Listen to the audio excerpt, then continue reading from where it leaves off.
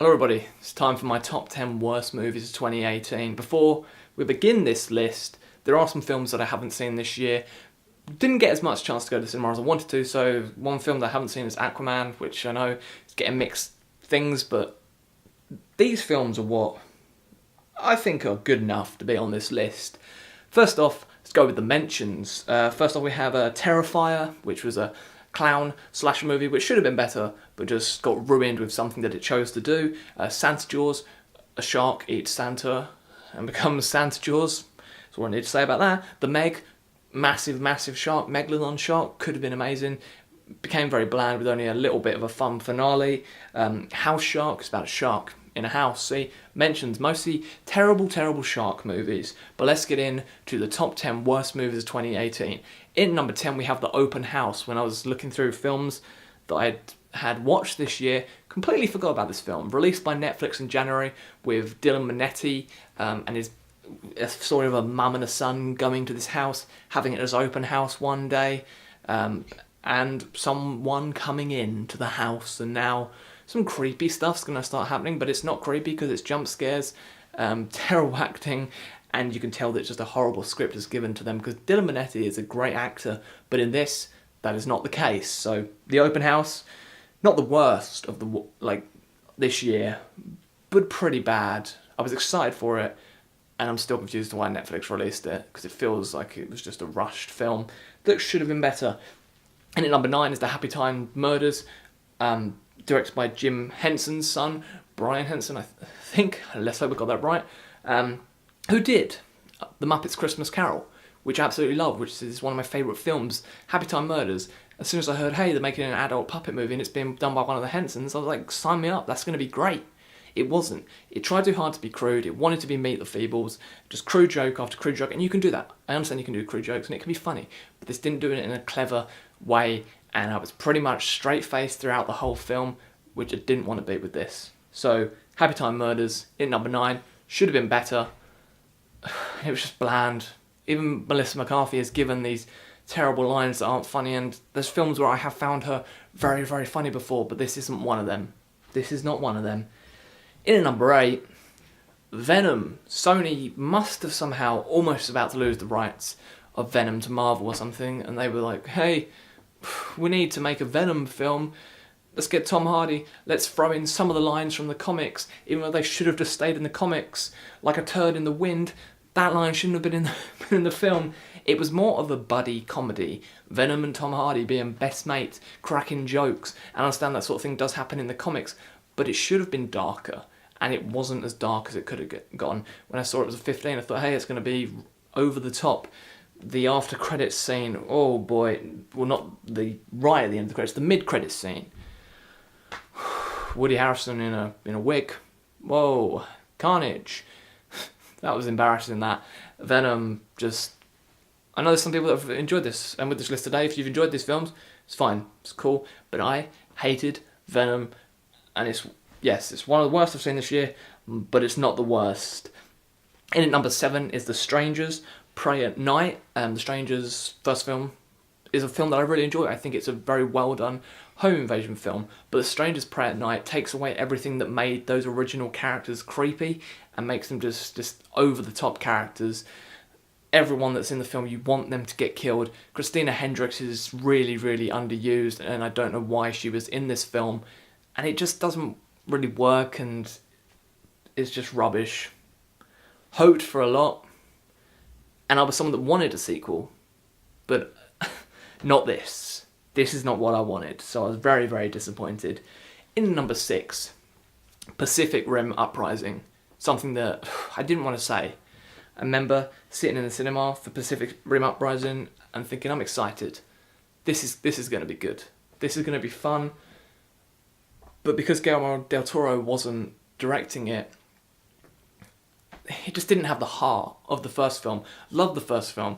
It's just monsters and robots fighting, but then when you get Pacific Rim Uprising, it doesn't have sort of all these little fun creations. It's more, look, we've created even more robots this time, have some explosions. We've pretty much given you a Transformers movie at this point. This is nothing like the first film. You wanted kaijus and robots fighting? Well, you're going to get some of that, but it's not going to be as great as the first one. And I was just... that should have been fun, but it was bland and boring to me, and I walked away feeling very, very disappointed with Pacific Rim Uprising, especially when John Boyega was like, we're bringing this back, we're going to do this franchise, we're going to do something great with it, and this is what we got, which was not good. Yeah, Pacific Rim Uprising is in at number 6. In at number 5 is Death Wish, the Death Wish remake done by Eli Roth with Bruce Willis. Oh, I don't understand what this was. Like, the first Death Wish, the original Death Wish, makes sense as a guy after something happening to his wife and daughter going out to get revenge. This was, oh look, it's Bruce Willis in a hoodie. Goes around shooting some drug dealers and stuff at points. Comes off as a little bit racist, and oh, the torture scene's actually going to get cut when it's released in the UK because it's too graphic. Eli Roth, you were someone that was like, I'm making the Green Inferno, I'm going to make this film as graphic as possible. You made the Hostel movies. But when it comes to Death Wish being released in the UK, you say, no, I want that scene. I want it to be a 15. I want it to be released as a 15. Can't release it as an 18. Death Wish was just terrible, and I can't believe this even got released in cinemas. It feels like a straight-to-DVD film. The ending tries to do the ending from the same thing, where, you know, they point the finger like that. It made sense in the original film, but in this, it's just embarrassing. Death Wish, Bruce Willis phoning it in. He phones it in on most of his roles at this point, and this was just really, really bad and embarrassing. In at number 4, Unfriended Dark Web. Hey Luke, didn't you hate the first film? Why did you go and see the second film? Because sometimes I want to give these things a chance, and when I saw the Dark Web thing was happening in there, I was like, I'm interested. I'm very, very interested, because I'm someone that loves the TV series Dark Web. So I was like, oh, this will probably be interesting. They go into the Dark Web, they go really far, there'll be these really horrible things there. But once again, here we go, dumb characters, annoying people just shouting in the webcam. Oh, there's a guy that has a deaf girlfriend, and she's good at lip reading, but what he's going to do is going to, are you okay? I'm talking like this. It was just Unfriended Dark Web. Tries to do something with its ending to think it's really, really fucking clever the whole time, but it's just messy. And oh look, we've got 2 different endings in when it's released in the cinema, but both endings are still pretty bad. I just not impressed. Like, we had a good computer screen movie this year, but Unfriended Dark Web was not the one. In at number 3, we have The Nun. Now look, this list, you may be like, hey, this is mostly just horrors. Shouldn't you do top 10 worst horrors? Well, you know, there's some stuff on here that wasn't horrors, but it's mostly horrors because I saw a lot of bad horrors this year, and this year stuff that also wasn't horrors but was bad. And yeah, The Nun was, like, I was excited for it because I liked seeing The Nun in The Conjuring 2, and I thought, okay, they're going to do something cool and creative with that character. It had a good enough director on it. I don't know what this was. It was just, hey, jump scare after jump scare. Maybe I hate it as much because this was a film that had a cinema audience. First, I had to watch the first 20 minutes twice of this film. And that wasn't fun. The first time I tried to go and see it, walked in, group of guys just rustling crisps for the first 20 minutes. And in the end, we were like, can't deal with this. My girlfriend and I, we walked out. Had to go to a screening half an hour later. We walk into that screen, people just shouting the whole time, just talking. Some guy waits till the last 10 minutes of the film to tell them to shut the fuck up. They don't shut the fuck up. Carry on. That's the sort of audience that this film brings. It was just jump scares. It wasn't fun. It was ridiculous. It was just, CGI at points was horrible. It just ended badly, and I wanted this to be good. I wanted it to be a good, creepy horror about the nun, but it was just laughable, really laughable, and I just hated it. Every moment of it, I hated it. There's sort of like the first 10 minutes where you're like, oh, this could be good, but then you just have this French guy that they bring in. Just. Yeah, The Nun wasn't good. Maybe we'll get a better sequel like Annabelle Creation, but I doubt it. In at number 2, this came out beginning of this year as well. This is a film that I wanted to forget about. Selfie from Hell. You hear that and you're like, that doesn't sound like a real film to me, Luke. That doesn't sound real. Like when I said House Shark and Santa George, you think those don't sound like real films, but they are. I watched too many of these films that had terrible titles. Selfie from Hell is about a woman that has a spirit following her But the only time the spirit appears, it was when she takes a selfie. And the opening of the film, she has to check. She's like, oh, is it behind? Oh, it is behind me. Huh? It's not. Oh, it's on the camera. Oh, God. And then you see, I'm acting, it's great. But that's what she does. She wants to check the spirit is there by taking the selfie.